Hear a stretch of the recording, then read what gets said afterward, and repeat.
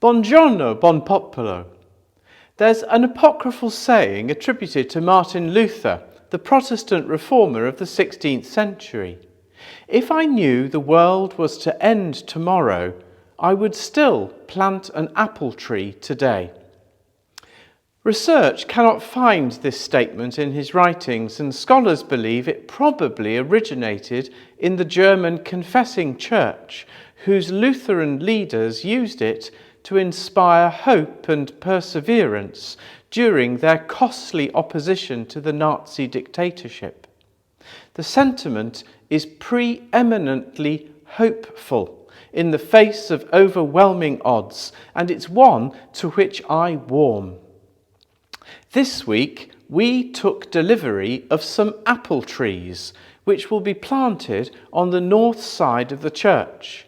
And these are symbols to us of hope and fruitfulness in the future. 15% of the UK population have now received the first dose of the vaccine against the coronavirus. But we're aware that there is still a long way to go before things return to normal. My understanding is that even as lockdowns are gradually lifted, face coverings, social distancing, hand sanitising and cleaning regimes will remain part of our lives for some time to come. This is why symbols of hope are so important.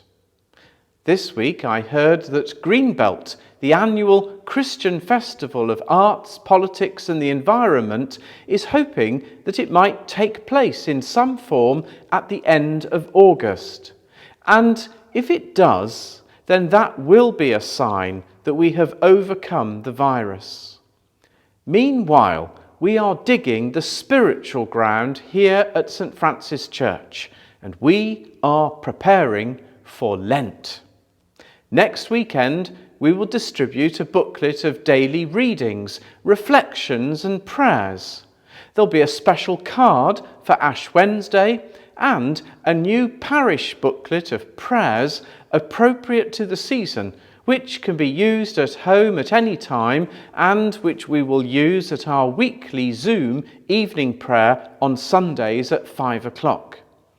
We're also planning a daily silent reflection online at noon each day, a weekly Zoom study group which will be looking at the Living in Love and Faith material from the National Church, and possibly also a separate online Bible study.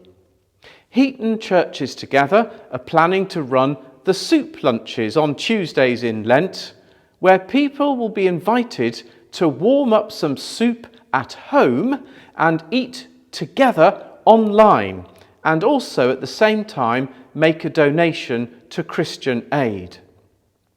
Meanwhile, our own eco group will be meeting next week, and as well as planting the apple trees, we are looking forward to developing the sanctuary garden and more planting to encourage pollinating insects.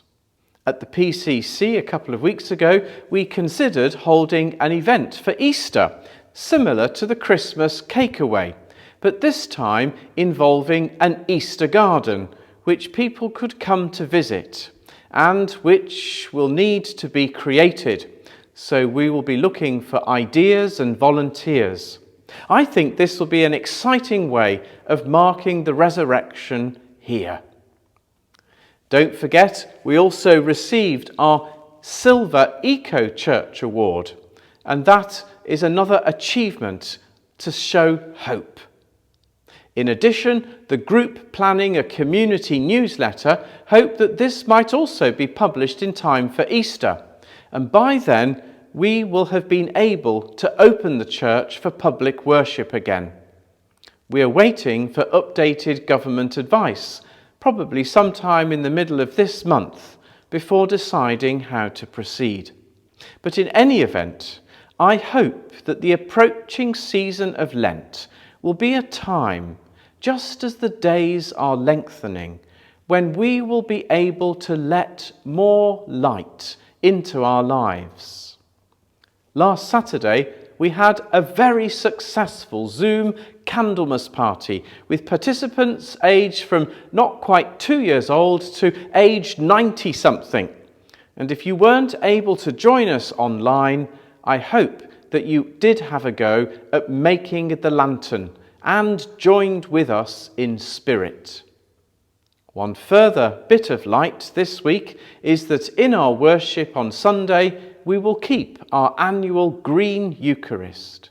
The readings will remind us that God is at the heart of creation and of our calling as stewards of nature, which is why we not only plant apple trees. By our prayers, by our charitable works, our relationships and our working lives, we nurture the seeds of hope that have been planted in us by the gospel of Jesus Christ.